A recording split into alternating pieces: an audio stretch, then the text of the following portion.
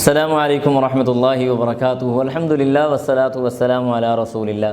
معزز سامعین کرام، آپ چاہتے ہیں کہ اللہ سبحانہ و تعالیٰ آپ کو ہر وہ چیز دے جس کی آپ کی خواہش ہے، تو اس کے لیے ایک چھوٹا سا نسخہ آپ استعمال کریں، انشاءاللہ باذن اللہ اللہ سبحانہ و تعالیٰ آپ کی ہر خواہش اور آپ کی ہر دعا کو قبول فرمائے گا۔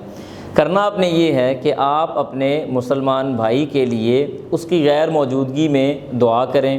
نبی علیہ الصلوۃ والسلام کی حدیث ہے، آپ نے فرمایا کہ جب کوئی مسلمان بھائی اپنے کسی دوسرے مسلمان بھائی کی عدم موجودگی میں اس کے لیے دعا کرتا ہے، اللہ سبحانہ و تعالیٰ ایک فرشتہ اس کے ساتھ مقرر فرما دیتے ہیں۔